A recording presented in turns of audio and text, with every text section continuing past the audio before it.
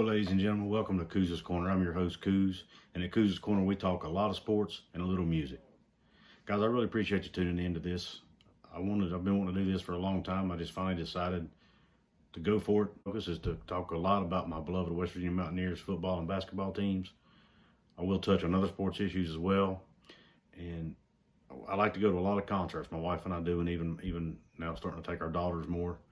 Do a lot of concerts, so every now and again I might throw in a occasional concert review or music review or something just to change it up a little bit. But our main focus is going to be West Virginia Mountaineer sports because I love my Mountaineers and I love talking about my Mountaineers. So hopefully all you Mountaineer fans out there will enjoy this. Even you non-Mountaineer fans, hope you enjoy it. It gives us something to talk about, think about as we amp up for this football season. I ask that you please like and subscribe this. This is my first one, so obviously I'm really nervous. I'm sure it won't be the best, but let's get started. Tonight, my topic is going to be college football realignment and how it's going to affect West Virginia. Now, I feel really deep down that West Virginia is going to end up, at the end of the day, when the dust clears, I think we're going to end up in the ACC conference.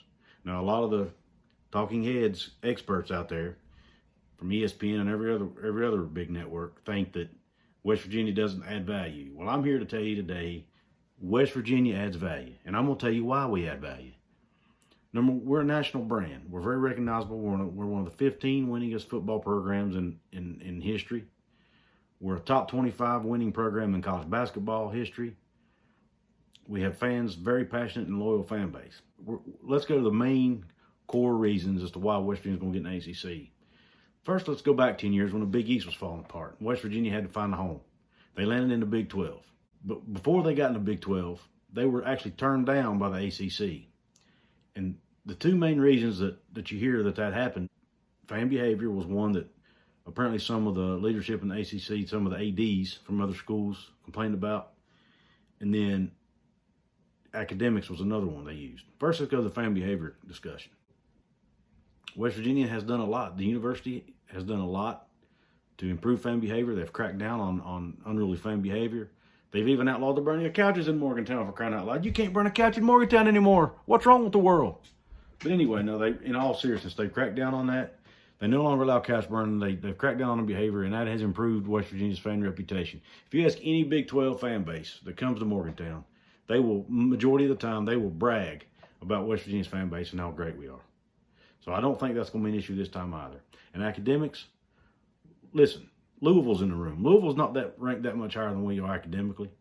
And you got North Carolina, who committed academic violations, for crying out loud, in the room. Almost had their accreditation stripped from them. They made up a fake class, for crying out loud, a fake class so their student athletes could make good grades. And you want to talk about West Virginia's academics? Give me a break. They better not even bring that up anymore. That would be very hypocritical for them to bring that up.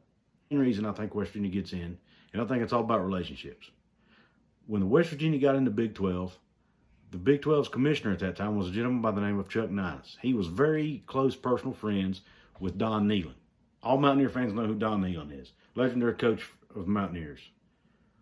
I got a feeling, I'm very confident, that Coach Nehlen probably had a hand in that. He probably used that relationship that he had with Mr. Ninus and helped get us in the Big 12.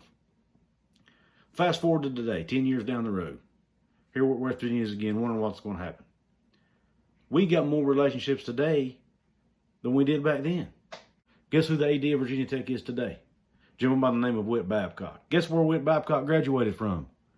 WVU. Guess where Whit Babcock worked before he went to Virginia Tech? WVU. Guess what position he held at WVU? Assistant athletic director. There's one. Number two. There's a gentleman in the room by the name of Jim Clements. That name sound familiar? It should, because he used to be president of West Virginia University. Guess who he's president of now? Clemson University. Guess who carries the ACC conference in football? Clemson University. You think his voice ain't gonna matter in that room? Now let's go to our athletic director, Shane Lyons. Guess where he worked before he came to West Virginia University? The ACC. He was in a leadership position in the ACC conference. He probably knows almost everybody in the ACC conference. Now let's go even higher up the ladder to our university president, Dr. E. Gordon Gee. Gordon Gee has been a university president for years. He's 77 years old. He's been at multiple universities, including Vanderbilt, Colorado, and 2 stints at Ohio State. Gordon Gee knows almost everybody. There's 5, count them, 5 university presidents in the ACC today that Gordon Gee knows personally, has either worked with or is personal friends with. Relationships matter in everyday life, especially in business. And let's face it, college football today is a business. E. Gordon Gee and Shane Lyons are 2 of the best people to have in those positions today as we face this uncertain future at West Virginia University. I'm telling you, I really think it matters. But folks, I'm telling you, have confidence. West Virginia, I think, has a good shot. I have no inside sources. This is just a gut feeling from a passionate fan who likes to study and read and listen to podcasts and everything I can think of about West Virginia, okay? The last thing I want to say is this. West Virginia fans are passionate. West Virginia fans, yeah, we may be a small state of only 1.8 million people. May not be a lot of cable households for TV networks to run through. But people are cutting the cord today, folks. Cable will be non-existent in the next decade, probably. And that actually benefits West Virginia because our fan base is scattered throughout the United States. We have a large fan base in Charlotte. We have a huge fan base in Washington, D.C., large fan base in Florida. All throughout the country, we have large fan bases. And what do West Virginia fans do on Saturdays? They watch the Mountaineers play. They will stream the games. They will pay the $10 a month for ESPN Plus, for these other streaming services. I'm telling you, West Virginia fans on Saturdays are watching football. They're watching their Mountaineers.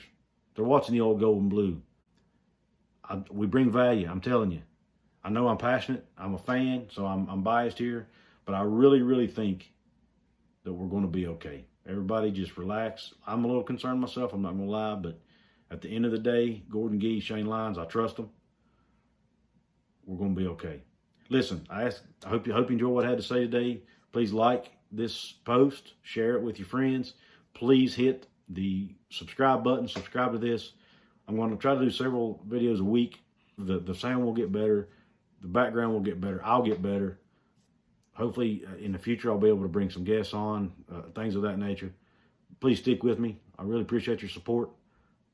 Mountaineer fans, tune in, please. Let me know what you think about the alignment. Let me know what you think about West Virginia and our chances to end up in the ACC or any other conference.